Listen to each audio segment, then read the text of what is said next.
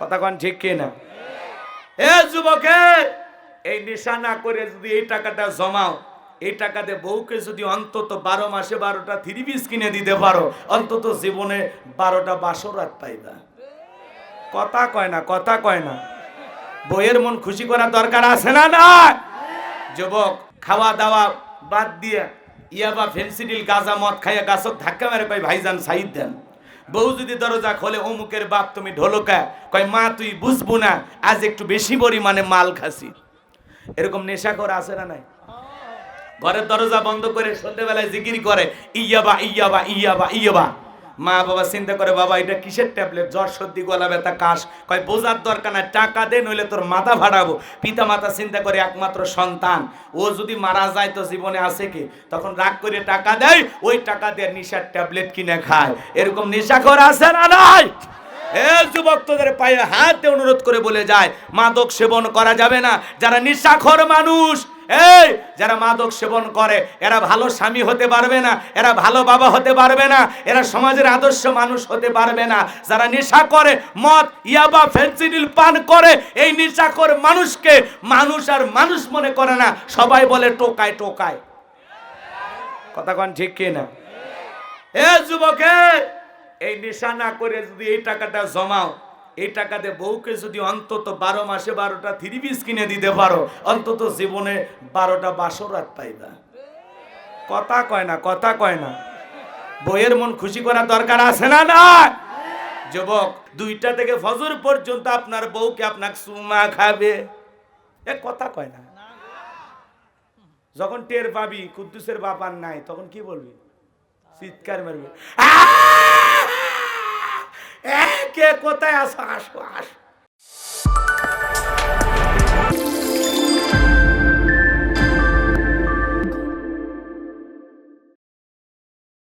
রুহের জগতে রব, জীবনের পরতে পরতে সব জায়গায় রব।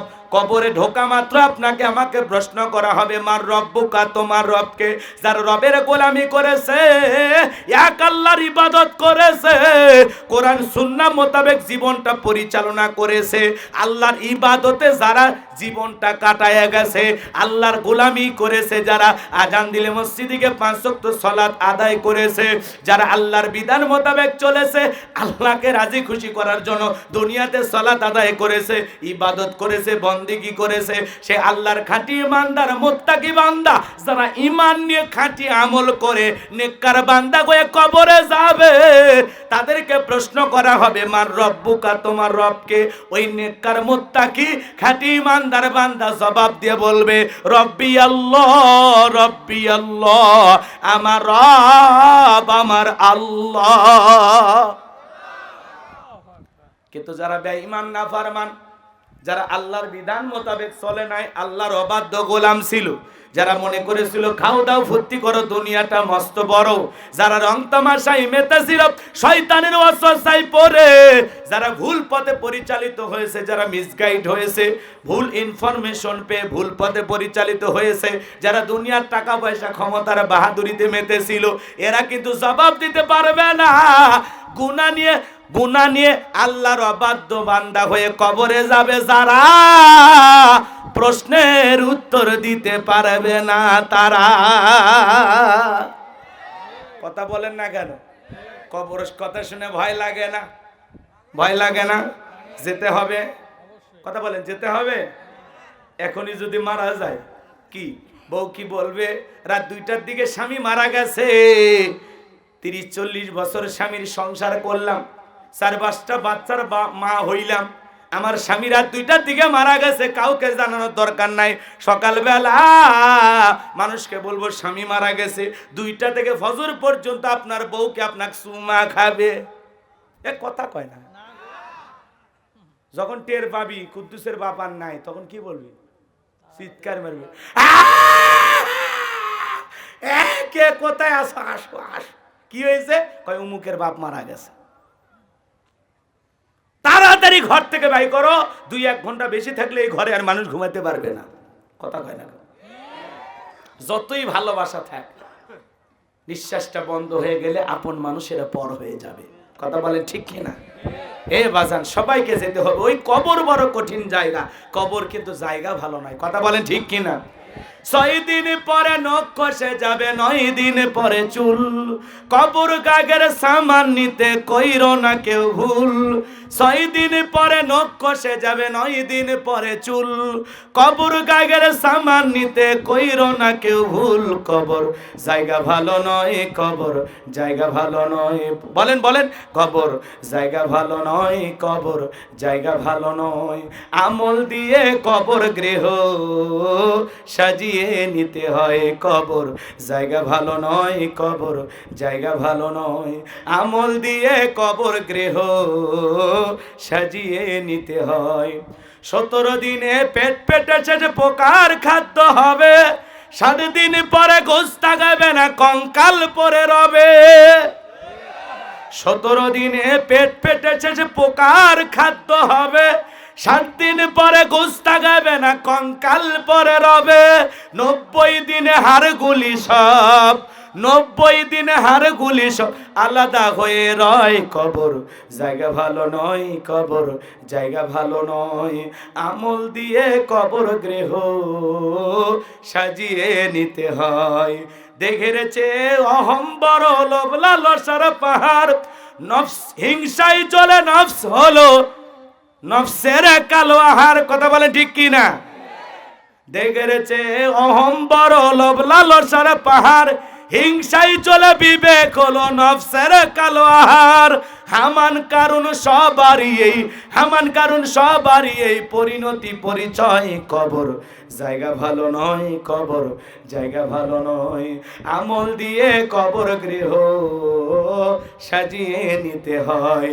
6 দিন পরে নখ খসে যাবে, 9 দিন পরে চুল, কবর গাগের সামান নিতে কইরো না কেউ ভুল। কবর জায়গা ভালো নয়, কবর জায়গা ভালো নয়। আমল দিয়ে কবর গৃহ সাজিয়ে নিতে হয়। জোরে বলেন মারহাবা। সেই কবরের ভয়ে, আল্লাহর ভয়ে মসজিদে গিয়ে 5 ওয়াক্ত সালাত আদায় করব, নেক আমল করব। কারা কারা দুহাত তুলে দেখায়? আল্লাহ আমাদের সবাইকে নেক আমল করে কবরে যাওয়ার তৌফিক দান করুন। জোরে বলেন আমিন।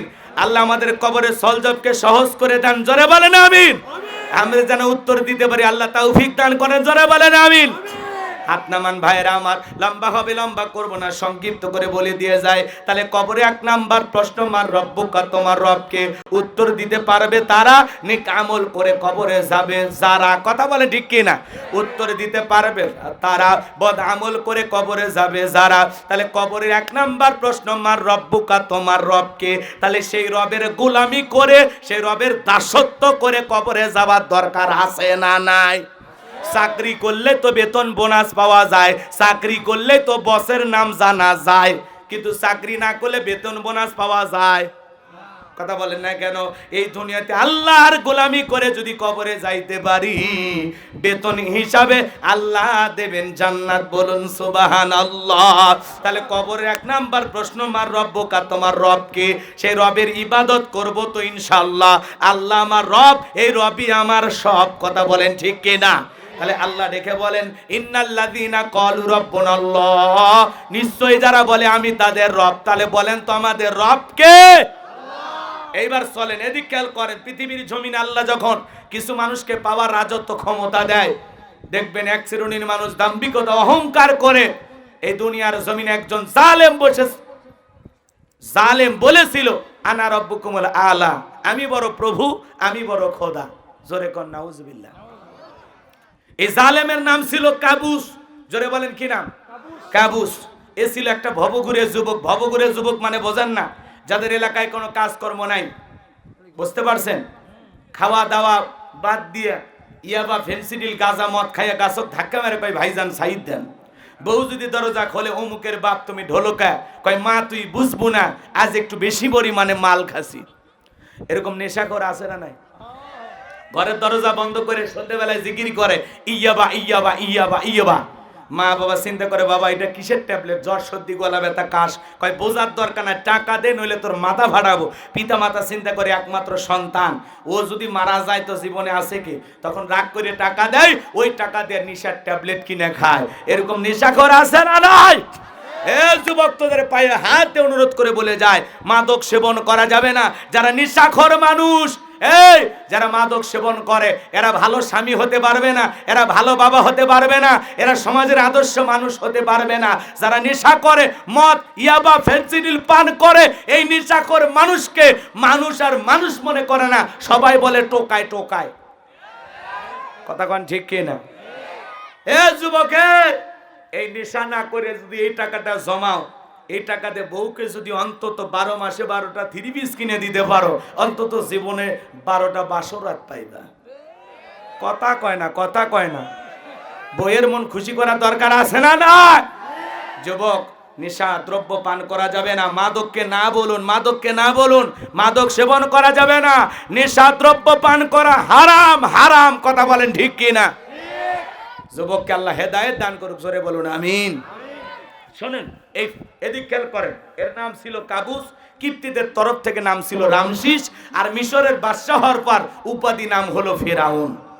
কয়েকটা মিনিট সময় দেন, তাহলে বুঝতে পারবেন হুজুর কোন ধাঁচে কোন জায়গায় কথা বলতে চায়। কথা বোঝেননি? সব কথা ক্লিয়ার বলা যাবে না, কিরমান কাতিবিন সব দিকে আছে। কথা কোন ঠিক কিনা? কারণ এমন জায়গায় ভাসুর হয়েছে, ডাক্তার দেখানোর কোনো উপায় নাই, আন্দাজে চিকিৎসা করা লাগবে। কথা কোন ঠিক কিনা? হ্যাঁ, চলেন সামনের দিকে যায়। কষ্ট হচ্ছে আপনাদের? এই ভবঘুরে যুবক, এই কাবুস নামের ফিরাউন তখন কি করলো বাজান গো আমার? এলাকায় থেকে চলে গেল মিশরে। মিশরে যাওয়ার পর সর্বপ্রথম হলো তরমুজের ক্ষেতের লেবার, এরপরে মিশরের সরকারি গোরস্থানে দারোয়ান লাগবে। ইন্টারভিউ চলতেছে, হাজার হাজার মানুষ লাইনের মধ্যে দাঁড়ায় গেছে। ওই কাবুস নামের ফিরাউন ওই লাইনের মধ্যে দাঁড়ায় গেছে। এইবার যখন ফিরাউনের ইন্টারভিউর পালা, দেখে বলে বাদশা, আপনার চাইতে ভালো মানুষ নাই, আমি আপনার অনেক প্রশংসা শুনেছি। বাদশা গো, এই চাকরিটা যদি আমারে দেন, সারা জীবন আপনার প্রতি কৃতজ্ঞ থাকবো। এমন ভাবে কথাগুলো উপস্থাপন করলেন, বাদশার মায়া লেগে গেল। তখন এই কাবুসকে মিশরের সরকারি গোরস্থানের চাকরিটা দেওয়া হলো। কথা আছে দুষ্ট লোকের মিষ্টি কথা। এইবার যখন ফিরাউন গোরস্থানে দারোয়ান হয়ে যাওয়ার পর চিন্তা করলো, বাদশা প্রতি মাসে আমাদের বেতন দিবে, ঠিক আছে, কিন্তু এই বেতন দিয়ে পেট ভরবে না। তখন সে একটা সিস্টেম চালু করলো, ডেকে বলে, ও জনগণ শোনো দিয়ামন, এই গোরস্থানে যদি লাশ দাফন করতে চাও, একটা করে দিরহাম আমাকে দেওয়া লাগবে, না বলে লাশ আমি দাফন করতে দেব না। জনগণ তখন চিন্তা করে, হারে একটা দিরহামের জন্য বাদশার দরবারে বিচার সালিশ নিয়ে যাব, লাশ পয়সা গলে শেষ হয়ে যাবে, অতএব একটা টাকা যদি পাই এই ছেলেটাই পাক। এই চিন্তা ভাবনা করে জনগণ একটা করে দিরহাম দেওয়া শুরু করলো। বাজান গো আমার, এইবার একটা করে দিরহাম পায়। আর এই দিক খেয়াল করেন, গোরস্থানের ভিতরে লাশ দাফন করে, 1 টাকা হলেও এইটাও কি কথা কোন কথা কোন।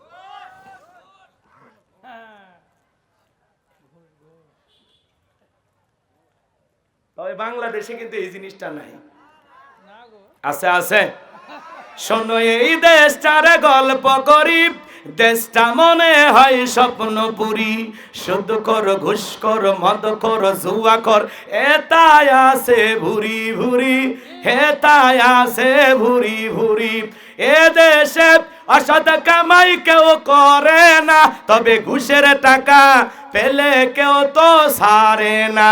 টেবিলের নিচে দিয়ে হাত বাড়িয়ে কালো টাকাটা নেই সারিয়ে, টেবিলের নিচে দিয়ে হাত বাড়িয়ে কালো টাকাটা নেই সারিয়ে। করছে ওরা বড় দেশের চুরি, করছে ওরা বড় দেশের চুরি।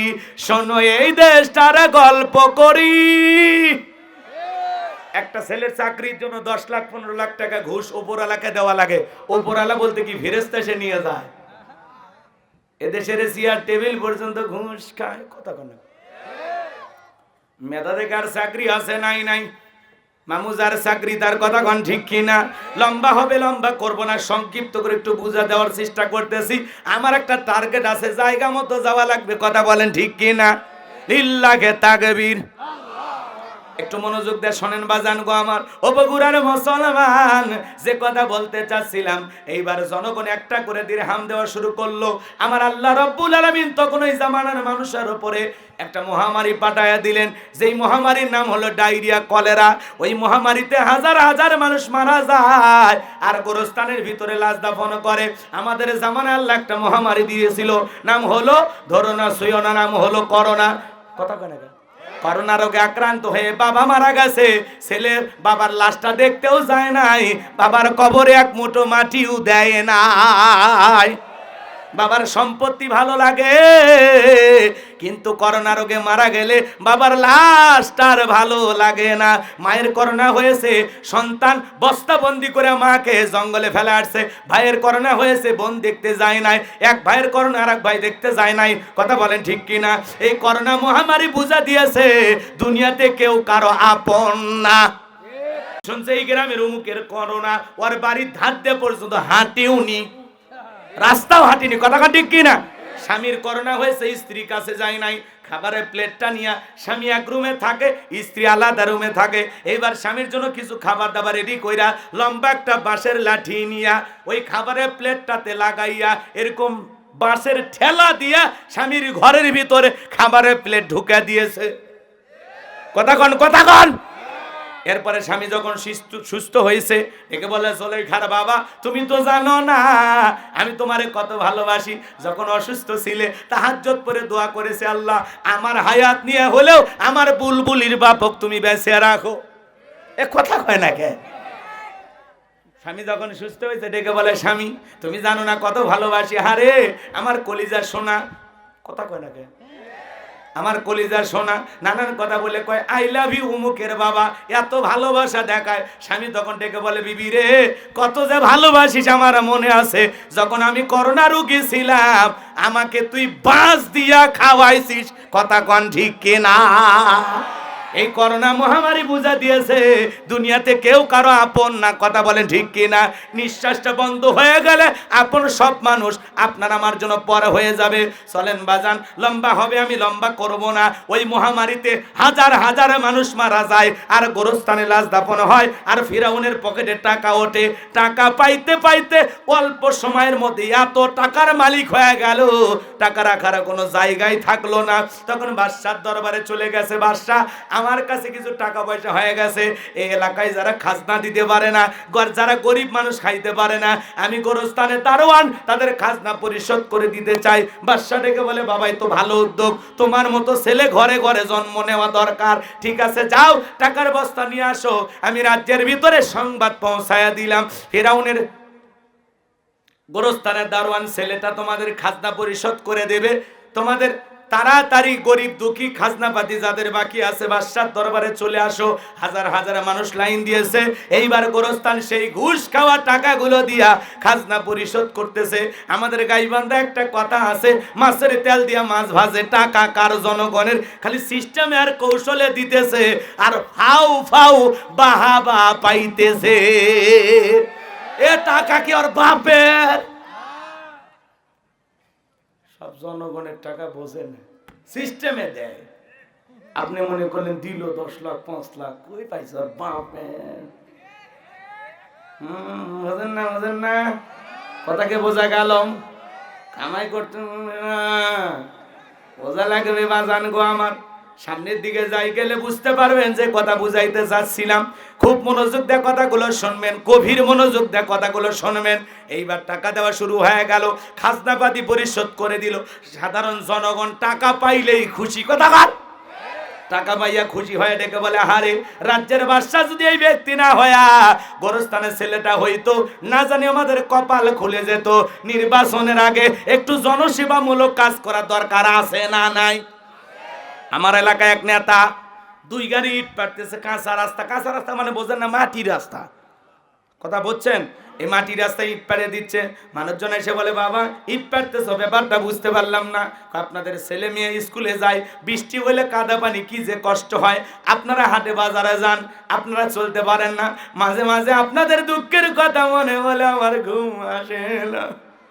আপাতত ইফতারে দিয়ে গেলাম, আর ভবিষ্যতে আমি আপনাদের কাছে দোয়া নিতে আসবো।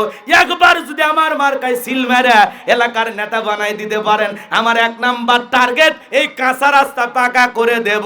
এই কথা বইলা জনগণক আশা ভরসা স্বপ্ন দেখাইয়া জনগণ যখন বিশ্বাস করে নেতার মার্কায় সিল মেরে এলাকার নেতা বানায় দেয়, নেতা তখন এলাকায় থাকে না, ঢাকা শহরে বান্ধবী নিয়ে ঘুমায়।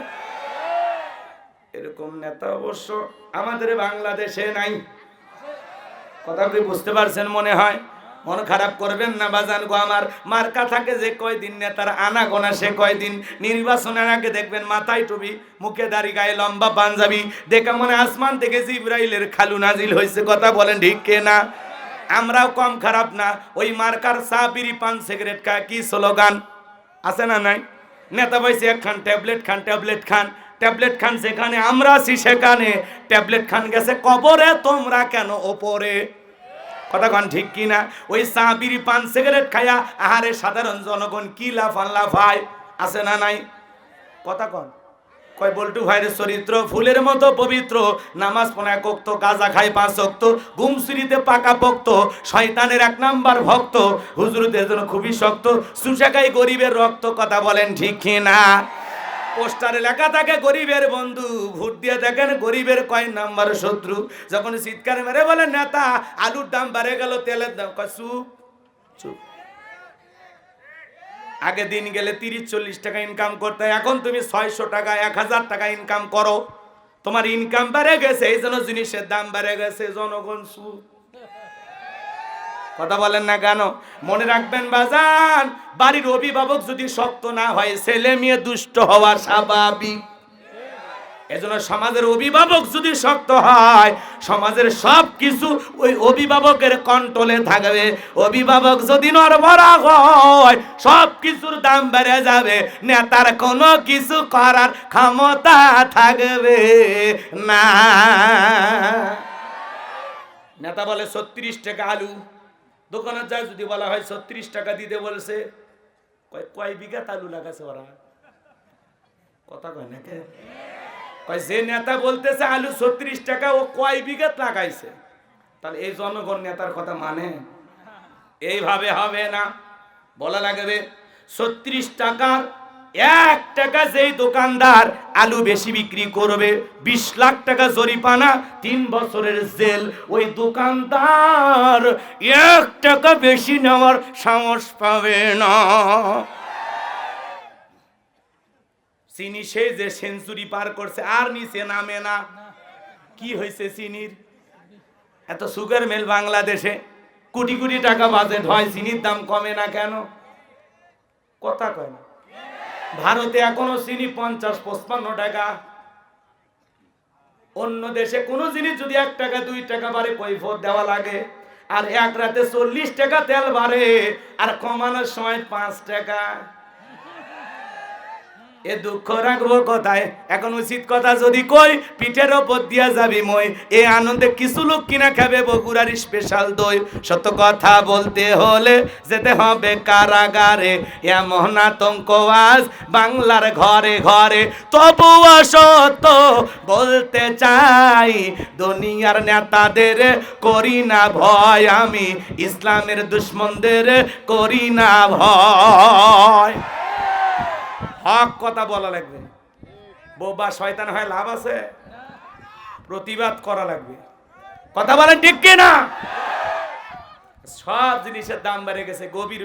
গরিব মানুষ বাজারের ব্যাগ না কান্নাকাটি করে, ওদের কান্না দেখার কেউ নাই। নির্বাচনের আগে 500 টাকা 1000 টাকা হাতে দিয়ে সেলফিও তুলবে, কান্নাও বন্ধ করবে, পরে 5 বছর পর আর আসবে না। না বসেন, কষ্ট হচ্ছে আপনাদের না? ওয়াজ কি চলবে না দোয়া করবো? রাশেদ ভাই আপনি ভয় পাবেন না, যা হবে আকার ইঙ্গিত হবে, কারো নাম বলা হবে না। কথা কথা ঠিক না? নাম বলে লাভ কি? আপনারা চেনেন না, তে বলা রাখবে কেন? ঠিক আছে, বোঝা যায় তো, ভয় পাইন না। ভয় পাওয়ার কারণ আমি আছি তো। হ্যাঁ, সব তো সুজুরে গেলে নাকি কন? আচ্ছা বাজান গো আমার, চলেন সামনের দিকে যাই। যে কথা বলতে চাচ্ছিলাম, আজকে নরম পায়া সব হুজুরদের দোষ। আর কত নায়িকা কত কিছু করে, কত নায়ক কত কিছু করে, ওদের কোনো দোষ নাই। কথা কন ঠিক কি না? ওই যে এক নায়িকা নাটক করে, তিশা না কি যেন নাম, আজকে ডিবি অফিসে গেছে, বলে আমি সমস্যায় আছি, একটু ডিবি অফিসে জানাইতে আসছি, আমার বিরুদ্ধে নানামুখী ষড়যন্ত্র করা হচ্ছে, আমার বিভিন্ন অডিও ক্লিপ ভাইরাল করা হচ্ছে। তো তুমি কথা না বলে ভাইরাল হয় কেমনে? কথা কয় না কেন? আজকে এগুলো বলা যাবে না, বলা যাবে না বাজান গো। কোন নায়িকা কি করলো এটা মূল বিষয় নয়। আজকে বাজান হাজারো অপরাধ যারা করে তাদেরকে আমরা কোনো কিছু বলি না, কিন্তু নিরপরাধ মানুষদেরকে আমরা কষ্টের সাগরে ভাসায় দেই। কথা বলেন ঠিক কি না? এই দুনিয়াতে যত খারাপ কাজ করে তাদেরকে আমরা দাম দেই, আর যারা ভালো মানুষ ভালো কাজ করতে চায় তাদেরকে আমরা মানুষের সামনে পচানোর চেষ্টা করি। এই হুজুরের এই অপরাধ, অমুকের এই অপরাধ, তমুকের এই অপরাধ। কিন্তু মনে রাখবেন বাজার, এই দিন নয়, আরো দিন আছে। এই দিন নিয়ে যাবে সেই দিনের কাছে। বিচার দুনিয়ার আদালতে নয়, আল্লাহর আদালতে একদিন সবার বিচার হবে। কথাকে বোঝা গেল? যাই হোক, ওই নায়িকার অডিও ফাঁস হয়ে গেছে। কেউ বলে পরকীয়া প্রেম, কেউ বলে প্রেমিকের সাথে এটা হয়েছে, কেউ বলে মেয়েটা আত্মহত্যা করতে মারা গেছে, আত্মহত্যা করে মারা গেছে। এইবার মেয়েটা বলে না, আমি আত্মহত্যা করে মরি নাই, ঘুমের বড়ি খাইছিলাম। কি খাইছিলাম?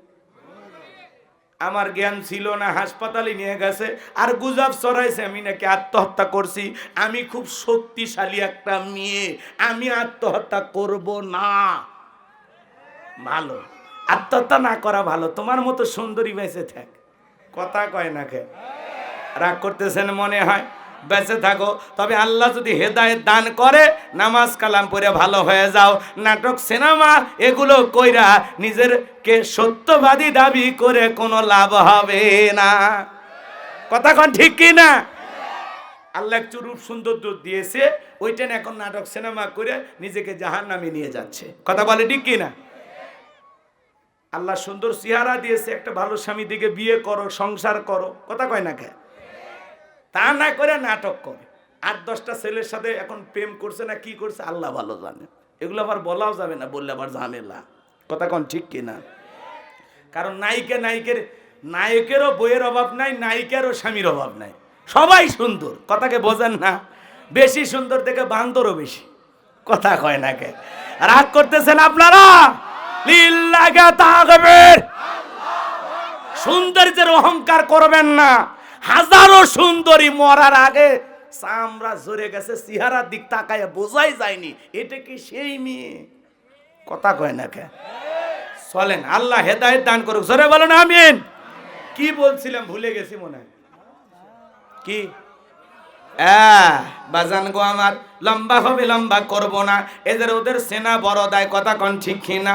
ওরা নানান ভেজ নিয়ে আপনার আমার সামনে আসবে। বাজান গো আমার, রাস্তার একটা ফকিরও 500 টাকা দিয়েও সেলফি তুলবে আর বলবে আমি জনতার নেতা।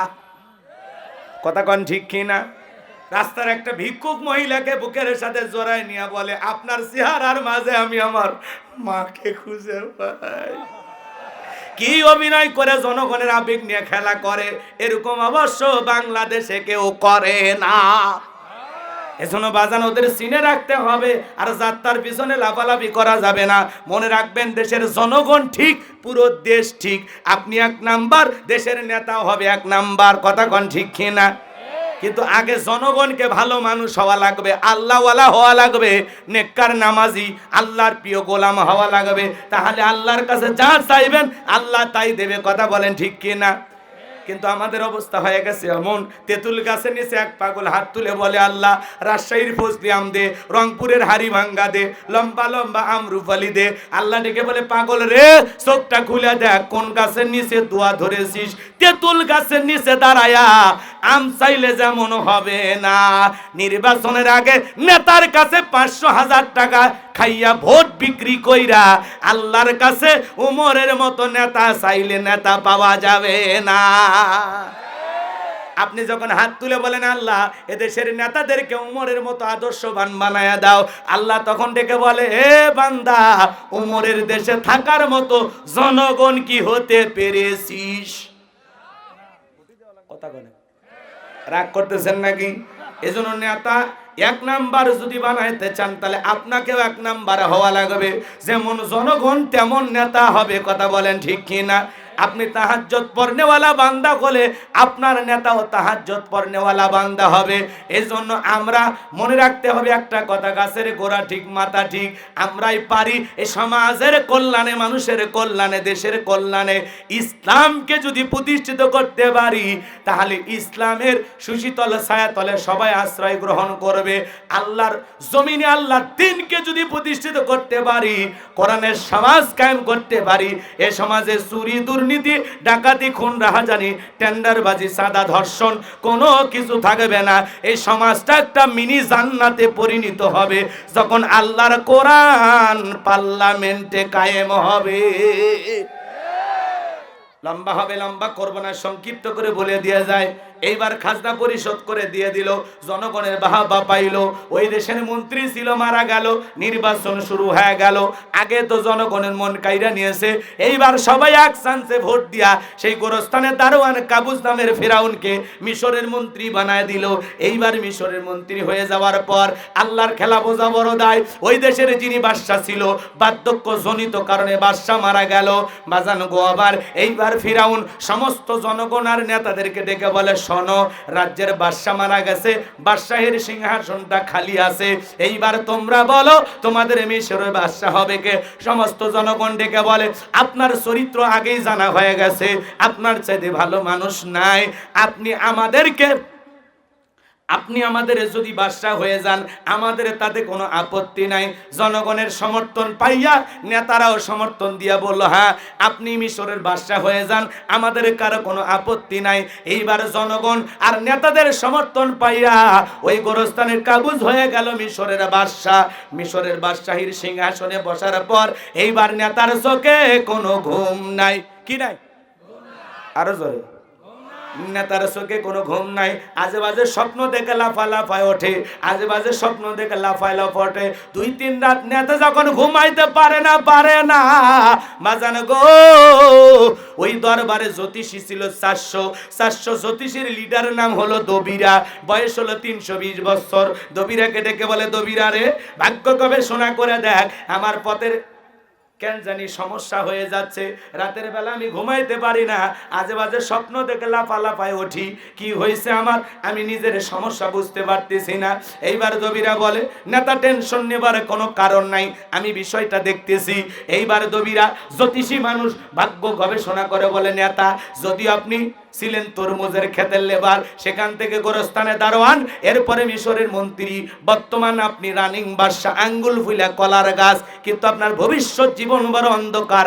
আগামী 3 মাসের মধ্যে বনি ইসরাইল সম্প্রদায়ের ভিতরে মুসা নামের একটা ছেলে জন্মগ্রহণ করবে, ওই মুসার কারণে রাজত্ব পাওয়ার ক্ষমতা থাকবে না। নেতারে, এমনকি আপনার জীবনে যাওয়ার সম্ভাবনাও দেখা যায়। এই কথা শোনার পর ফেরাউনের মাথা ঠান্ডা না গরম?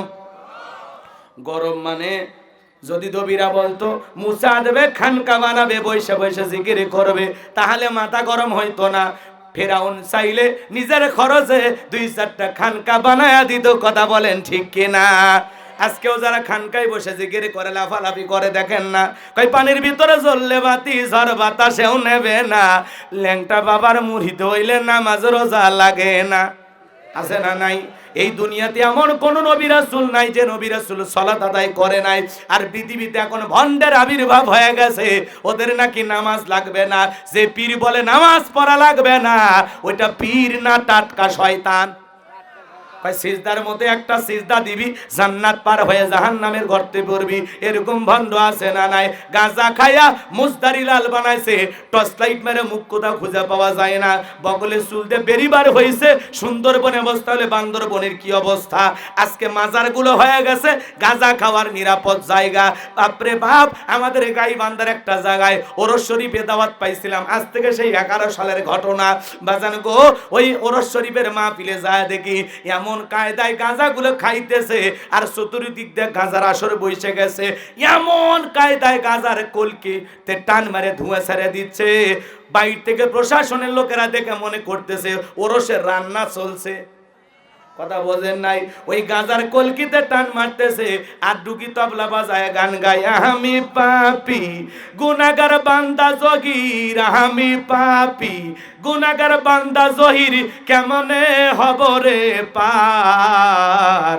ও জহির বাবা নৌকার মাঝি, আমাই করিও পার।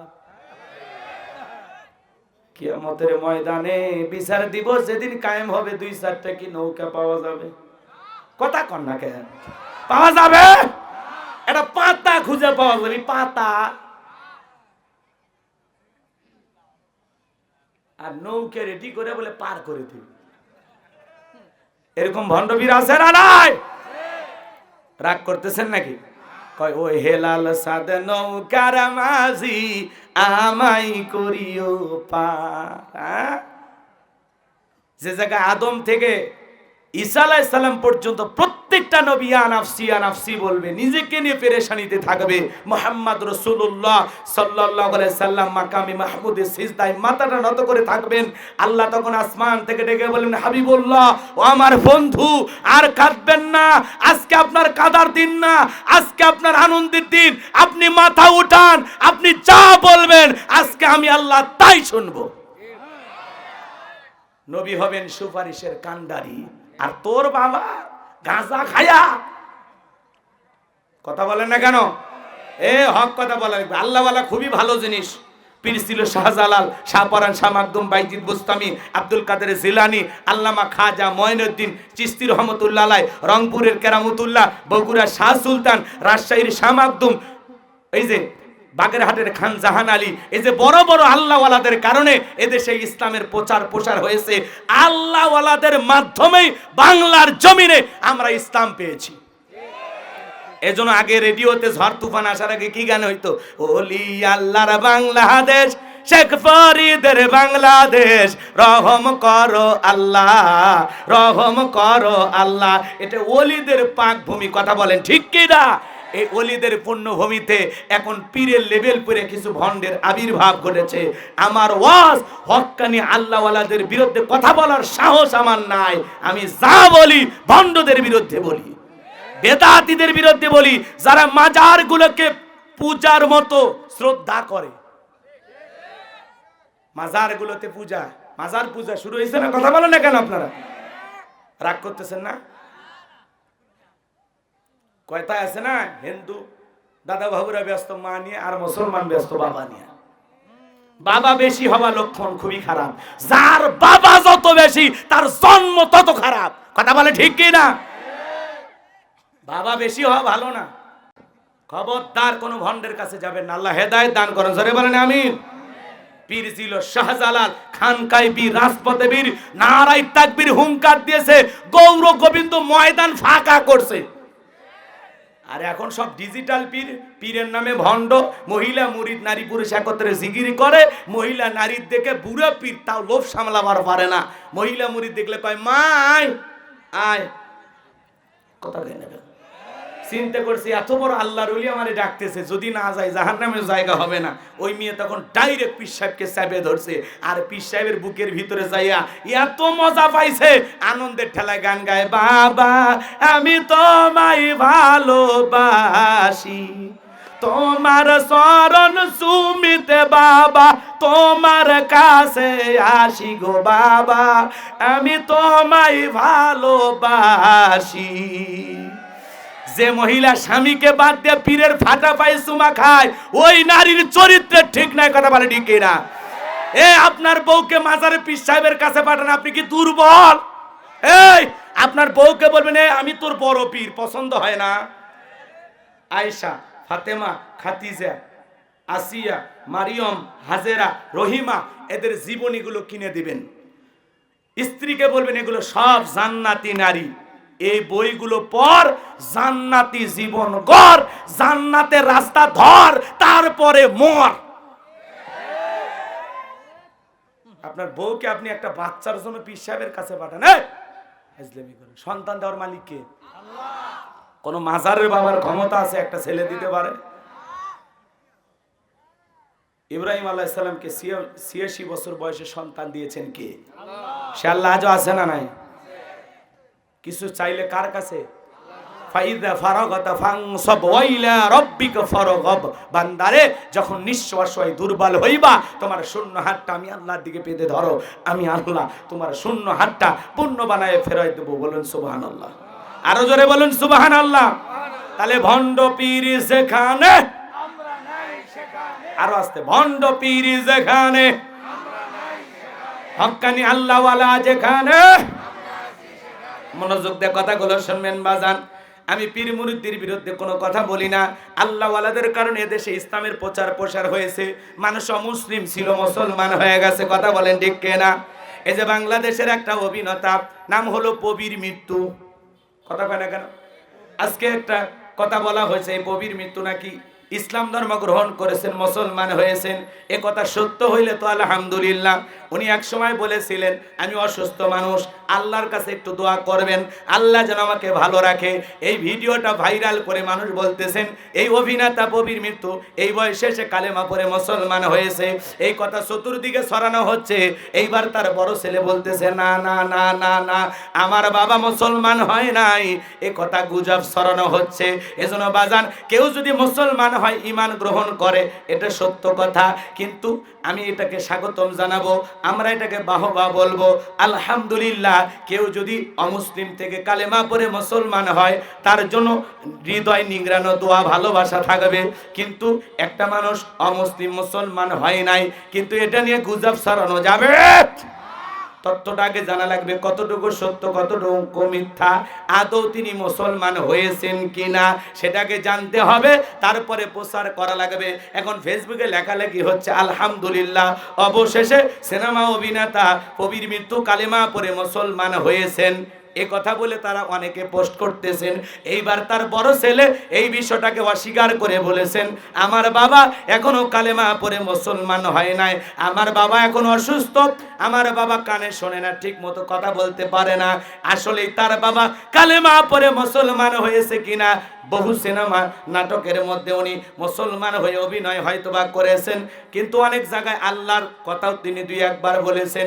এই ভেবে অনেকে ভেবেছেন লোকটা মুসলমান হয়ে গেছে, আদৌ তিনি মুসলমান হয়েছেন কিনা এই বিষয়টা তিনি নিজেই বলতে পারেন। কথা বলেন ঠিক কিনা? কিন্তু তার ছেলেটা বলেছেন, আমার বাবা কালেমা পড়ে মুসলমান হয় নাই। এজন্য সত্য জেনে আমাদের প্রচার করা লাগবে, কারো বিরুদ্ধে গুজব ছড়ানো যাবে না। আসলে ঘটনার সত্য না মিথ্যা, তিনি যদি মুসলমান হন আলহামদুলিল্লাহ, আল্লাহ যেন তাকে ঈমানের সহিত মৃত্যুবরণ করার তৌফিক দান করেন। জোরে বলেন আমিন। আর যদি মুসলমান না হয়ে থাকেন, আল্লাহ যেন তাকে হেদায়েত দান করেন। জোরে বলেন আমিন। আল্লাহ তাকে যেন হেদায়েতের পথে কবুল করেন। জোরে বলেন আমিন। তিনি অসুস্থ, আল্লাহ যেন সুস্থতা দান করেন। জোরে বলেন আমিন। কথা যেটা বলছিলাম মনে হয় ভুলে গেছেন। ভালো করে বুঝবেন বাজান গো আমার, ফিরাউনের মাথা গরম হয়ে গেছে, ভালো করে বোঝেন। আজকেও যারা খানকা নিয়ে বসে আছে তাদেরকে টার্গেট করা হয় না, ওরা খানকা নিয়ে রমরমা ব্যবসা করতেছে। কিন্তু যারা আল্লাহর জমিনে দিনকে প্রতিষ্ঠিত করতে চায়, এক আল্লাহর পথে মানুষকে দাওয়াত দেয়, কোরআন দিয়ে সমাজ পরিচালনা করে, তাদেরকে টার্গেট করে করে ভিতরে ঢুকানো হয়। কথা বলেন ঠিক কিনা? এ বাজার গো আমার, আপনাদের উদ্দেশ্যে বলতে চাচ্ছিলাম, এইবার ফিরাউন হামানকে ডেকে বলে, হামান এই দিকে আয়। হামানের মাথায় কোনো চুল ছিল না, সাদে মাল নাই, বাম পাল্লট, পুরো মাথা ছিল ভারতের দমদম এয়ারপোর্ট। হামানকে ডেকে বলে, হামান তাড়াতাড়ি করে বল, ঘটনা তো একটা ঘইটা গেছে, আগামী 3 মাসের মধ্যে মুসা নামের একটা ছেলে জন্মগ্রহণ করবে, ওই মুসার কারণে রাজত্ব পাওয়ার ক্ষমতা থাকবে না, এটা তো মেনে নেওয়া যায় না, কি করা যায়? এইবার বাজান গো আমার, হামান ডেকে বলে, নেতা টেনশন নেবার কোনো কারণ, ইসরাইল জোরজার মূল্য তার পাওয়ার রাজত্ব ক্ষমতা আমাদের হাতে, আমরা যা বলবো মিশরের জনগণ তাই মানতে বাধ্য। বলে কি করতে চাস? এইবার বাজান গো আমার, হামান ডেকে বলে, নেতা যত ছেলে সন্তান জন্মগ্রহণ করবে সবাইকে জবাই করে করে দুনিয়ার বুক থেকে বিদায় করে দেব, তাহলে মুসার আগমন ঘটবে না, আপনার পথের কাঁটাও তৈরি হবে না। এই কথা শোনার পর ফিরাউন ডেকে বলে, হামান রে, আসলে তোর মাথায় বুদ্ধি আছে, তবে শোন, ছেলেগুলোকে জবাই করবি, মেয়েগুলোকে জবাই করবি না, কারণ ছেলেদের মধ্যে আমার শত্রু আছে, মেয়েদের মধ্যে কোনো শত্রু নাই। তার মানে চোর হলেও মানুষ ভালো, মোবাইল নিয়ে গেল, সিম কার্ড খুলে দিয়ে গেল। কথা বলে বলেন ঠিক কিনা? এইবার সন্তান জবাই করা শুরু হয়ে গেল। ছেলে সন্তান হইলেই ধরে আর জবাই করে। মুসা মাত্র কয়জন? এবার বিরক্ত হচ্ছেন আপনারা? যদি বিরক্ত হন দোয়া করে দিই। আপনারা বলে অনেকক্ষণ ওয়াজ শুনবেন আজকে সারাত। হ্যাঁ, নড়াচড়া করি না, ওটা বসা করলে কিন্তু বিরক্ত লাগে। একটু ধৈর্য নিয়ে বসেন, পেশাব লাগলেও আধা ঘন্টা 1 ঘন্টা আটকান, আমি অল্প সময়ের মধ্যে শেষ করে দেবো ইনশাল্লাহ। জি জি জি জি, লিল্লাহে তাকবীর। দয়া করে ওটা বসা করেন না, অনুরোধের ভাষায় বলবো, ওটা বসা করেন না। জি, এদিক খেয়াল করেন বাজান গো আমার, কথা বলতে আমার আপত্তি নাই যদি আপনারা শোনেন। লিল্লাহে তাকবীর। একটু আওয়াজ দেন। কি বলছিলাম ভুলে গেছেন? মুসা মাত্র কয়জন? আর জবাই করে কত হাজার হাজার। তার মানে জালেমদের কাছে অপরাধ করে একজন, আর জালেমেরা সেই অপরাধের শাস্তি হাজার জনের উপরে চাপায়া দেয়। কথা বলেন ঠিক কি না? মুসা সন্দেহে জবাই করতে করতে 3 মাসে হাজার হাজার সন্তান জবাই করলেন। 2টা বর্ণনা পাওয়া যায়, কেউ বলেছেন 20,000, কেউ বলেছেন 24,000, আবার কেউ বলেছেন 80,000-এর মতো ঘটনা। যাই হোক, একটু মনোযোগ দিয়ে শোনেন আমি যে কথা বলতে চাচ্ছিলাম বাজান গো আমার। এইবার 3 মাস অতিবাহিত হয়ে গেল। দবিরা ডেকে বলে, দবিরা এইবার গবেষণা করে দেখো আমার পথের কাটা মুসা মরল না বাঁচলো। এইবার দবিরা গবেষণা করে বলে, নেতা যদিও বনি ইসরাইল মায়ের বুক খালি কইরা হাজার হাজার সন্তান জবাই করেছেন, কিন্তু আপনার পথের কাটা মুসা এখনো মরে নাই, মরে নাই, মায়ের কোলে জীবিত আছে, সুস্থ আছে, কিন্তু কোথায় আছে এইটা বলার ক্ষমতা আমাদের নাই। কথা বোঝেন নাই মনে হয়? এইটা বলার ক্ষমতা আমাদের নাই। এই কথা যখন বললেন ফিরআউন চুপ হয়ে গেল। আমার আল্লাহ রাব্বুল আলামিন বলেন, ওয়া মাকারু ওয়া মাকারাল্লাহ আল্লাহু খায়রুল মাকিরিন।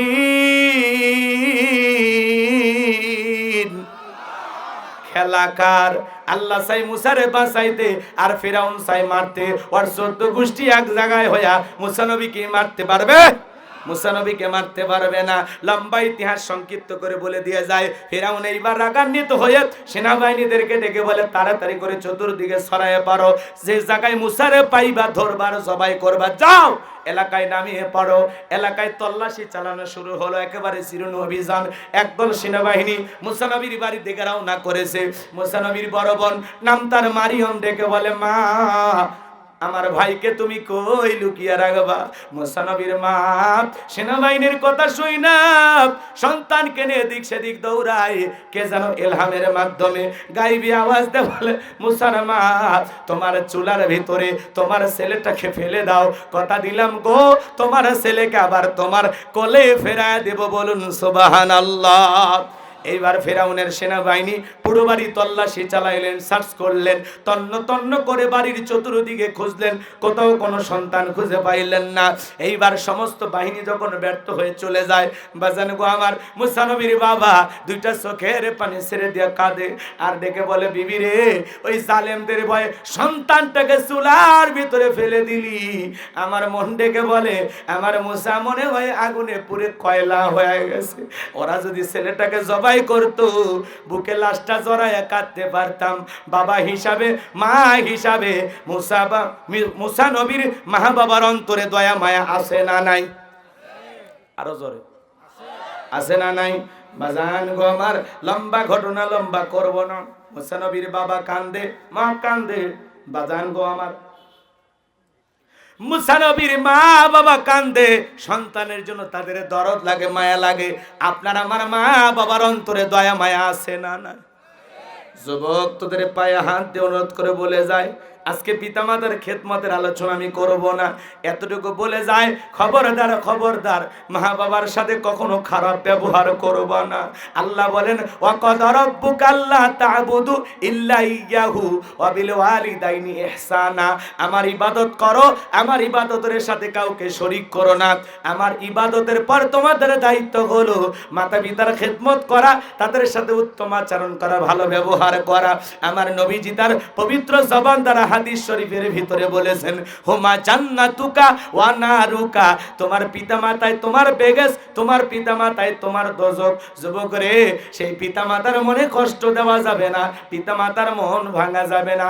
পিতামাতা এমন একটা নিয়ামত, যাদের চেহারার দিকে তাকাইলে আমল নামায় আল্লাহ কবুল হজের সব লিখে দেয়।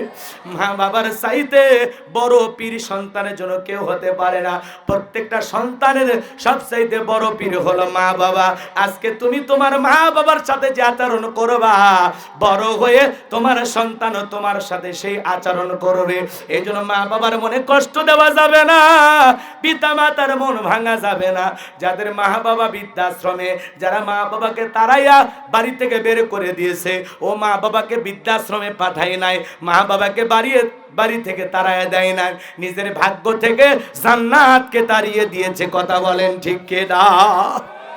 যুবক রে, একটা মা সন্তানের জন্য কত কষ্ট করে। খবরদার যুবক, মার মনে কষ্ট দিও না।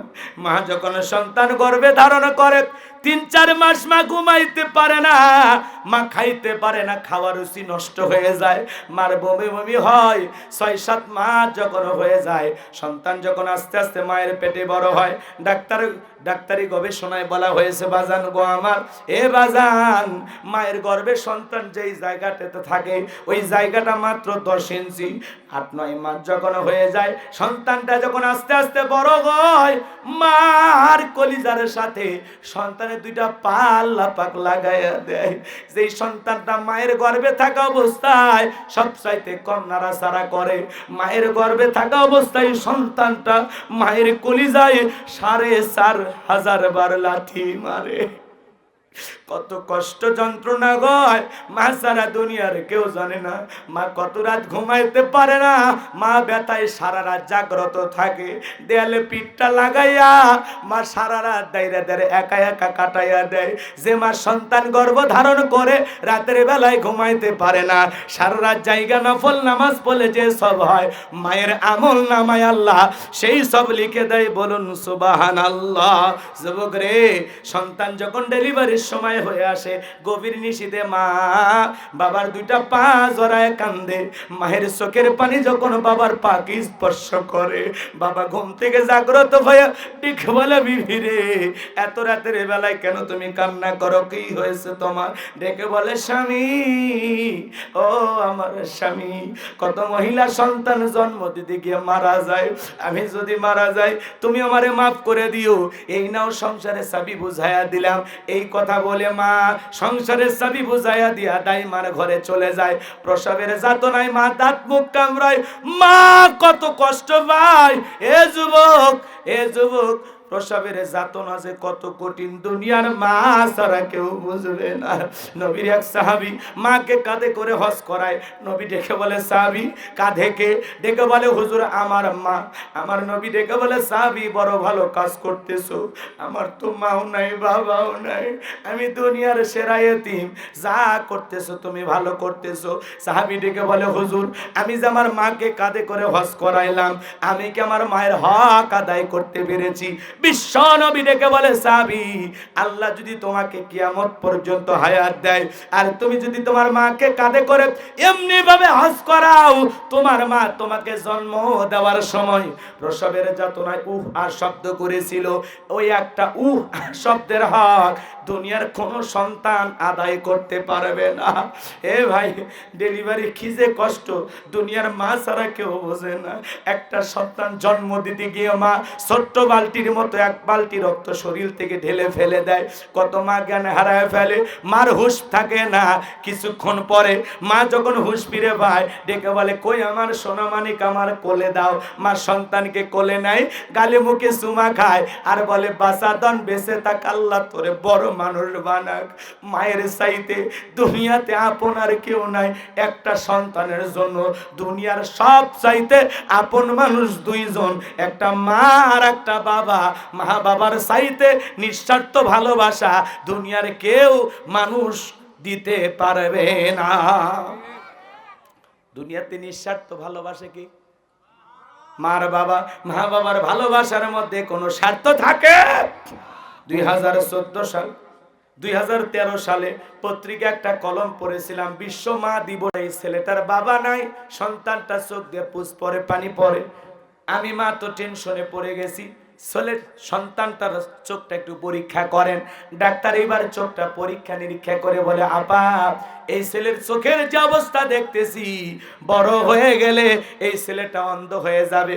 মা তখন চোখের পানি ছেড়ে দিয়ে কাঁদে আর ডেকে বলে, ডাক্তার ভাই এই ছেলেটা বড় হয়ে যদি অন্ধ হয়ে যায়, ওর বাবাও নাই, ছেলেটাও যদি অন্ধ হয়, আমার জীবনের কি হবে? ডাক্তারকে বলে, ভাই কত টাকা লাগবে? এমন একটা বিপুল পরিমাণ টাকার অঙ্কের কথা বললেন। মা শুনে চোখের পানি ছেড়ে দিয়ে কাঁদে আর ডেকে বলে, ও ডাক্তার ভাই এত টাকা দেওয়ার মতো তো আমার কাছে টাকা নাই, আমি এত টাকা কোথায় পাইবো? ডাক্তার ভাই আর কি কোনো উপায় নাই? ডাক্তার ডেকে বলে, বোন আমাদের কাছে কোনো উপায় নাই।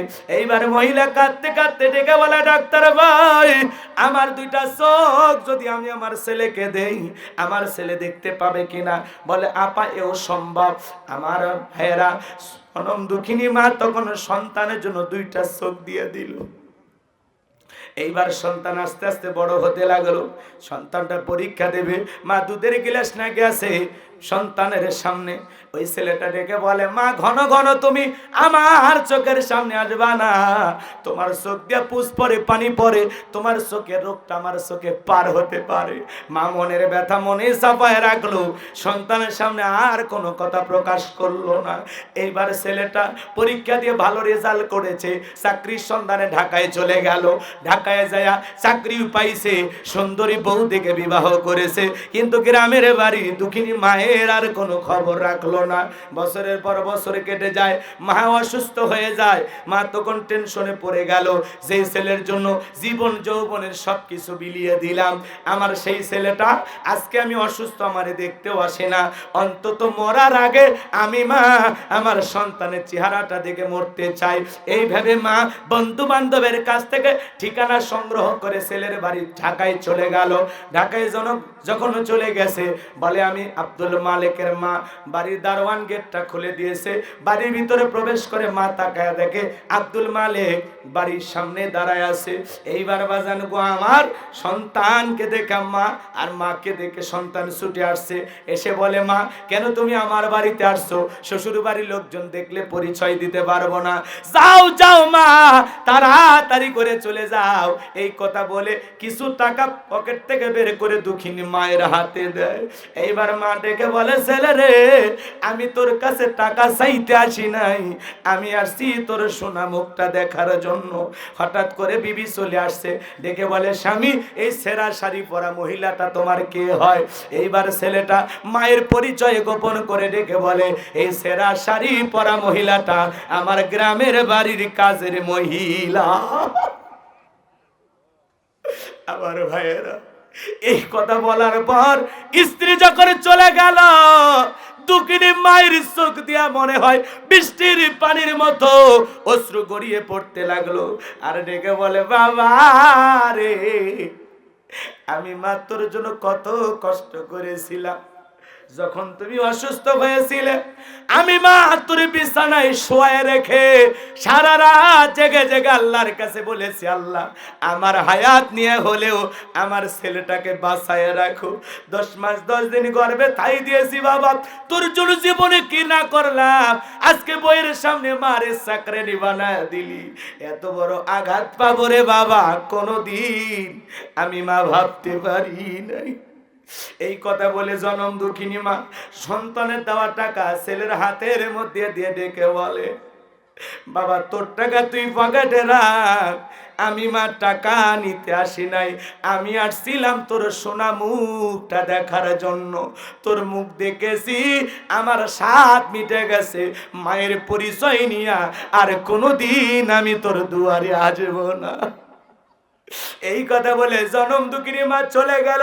বিনা চিকিৎসায় মা দুঃখিনী মারা গেল।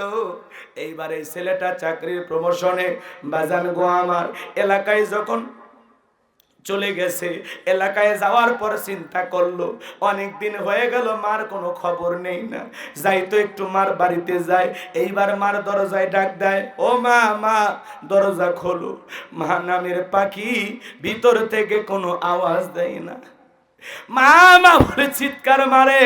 মায়ের বাড়ি আছে, ঘর আছে, কিন্তু মা নামের পাখিটা উড়াল দিয়ে চলে গেছে। পাশের বাড়ির চাচির ঘুম ভেঙে গেছে, ডেকে বলে কে বা তুমি? মা মা বলে ডাকো। এইবার ডেকে বলে চাচি আমারে চেনো না, আমি আব্দুল মালেক, আমার মা কোথায়? চাচি এইবার কেঁদে ডেকে বলে বাবা রে, আসলি যখন এত দেরি করে কেন আসলি? তোর মা তো অনেক দিন আগে মারা গেছে, অন্ধকার কবরে চলে গেছে। ছেলেটা হাউমাউ করে কাঁদে আর ডেকে বলে চাচি দেখায়া দাও না আমার মায়ের কবরটা কোথায়।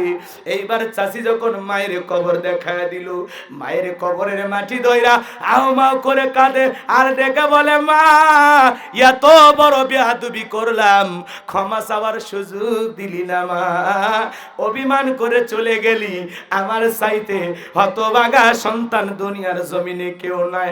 ও মা আমারে মাফ করে দিও গো মা, ও মা আমারে মাফ করে দিও গো মা। মায়ের কবরের মাটি ধরে অজরে ছেলেটা কান্না করতে লাগলো। চাচি ডেকে বলে বাবা কাঁদলে কি মৃত মা ফেরত আসবে? বাবা রে আর কান্না করতে হবে না, তোর মা মৃত্যুর পূর্বে তোর নামে একখানা চিঠি লিখে গেছে আর দেখে বলতে গেছে আমার সন্তান যদি কোনোদিন আমি মায়ের সন্তান করতে আসে, মায়ের লেখা শেষ চিঠিটা আমার ছেলের হাতে দিয়ে দিও। এই কথা বলে চাচি যখন বলে বাবা আয় আমার কাছে আয়, ছেলেটা হাউমাউ করে মায়ের কবর ধরে কান্না করে আর ডেকে বলে চাচি দাও না আমার মায়ের লেখা শেষ চিঠিটা কই। এ যুবক, যে মা তোমারে আমারে দুনিয়ার মুখটা দেখাইলো, যে বাবা মাথার ঘাম পায়ে ফেলে বাড়ি ঘরে জায়গা জমি সব দিয়ে কবরে ঘুমাইলো, যে মা বাবা নিঃস্বার্থ ভাবে সারাটা জীবন ভালোবাসা দিল, সেই মা বাবার সাথে কোনোদিন খারাপ আচরণ করব না, বেয়াদবি করব না। পিতা মাতার খেদমত করে শেষ বয়সে তাদের দায়িত্ব নিয়ে তারা যেমন ছোটবেলা থেকে আমাদেরকে লালন পালন করেছে, শেষ বয়সে আমরা তাদের সুখে দুঃখে পাশে থেকে পিতা মাতার খেদমত করে তাদের দোয়া নিব। কোন কোন সন্তান দুই হাত তুলে আমার আল্লাহকে একবার দেখাইয়া দেন। আল্লাহ আমাদের সবাইকে পিতা মাতার খেদমতকারী সন্তান হিসেবে কবুল করুন। জোরে বলুন আমিন। পিতা মাতার খেদমত করব তো ইনশাআল্লাহ। পিতা মাতার মনে কষ্ট দেওয়া যাবে? এ যুবক হাত নামাও, শোনো, বইয়ের ভালোবাসা বইয়ের কাছে, মায়ের ভালোবাসা মায়ের কাছে। কাউকে বেশি প্রাধান্য দিকে কারো প্রতি অবহেলা করা যাবে না। মা জননী, তার সাথে বেয়াদবি করা। আজকে ছেলেরা বউ পাইলে মার কথা ভুলে যায়। কথা বলেন না কেন? এই যুবক রাগ কইরো না, সামনের দিকে যায়, অনেক কথা বলার আছে। খারাপ লাগতেছে? দোয়া করব, একটু কথা শুনে যান বাজান। ফেরাউনক সাইজ করে বাড়ি যাবেন না, ফাইনাল খেলা ওয়াকসুবে মারিয়ে থুয়ে যাব। ও তো এখনো বাদশা হয়ে আছে, কথা বোঝেননি? ওয়াকসুবে যাওয়া লাগবে, কথা ঠিক কিনা? আচ্ছা এদিকে খেয়াল করেন। যুবক, তাহলে বইয়ের ভালোবাসা বইয়ের কাছে, মায়ের ভালোবাসা মায়ের কাছে। কাউকে অবহেলা করার কোনো সুযোগ, ঠিক আছে? বিয়ের আগে মা মা মা ছাড়া কিছুই বোঝে না, আর বিয়ের পরে বউ বউ জিকির, এটা যেন না হয়।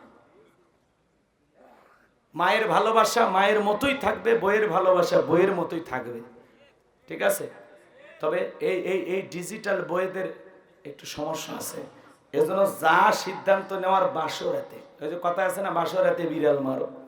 তো বাসের রাতেই তোমার 50 বছরের জীবনে কি কি প্ল্যান আছে, কথা কোন কেন?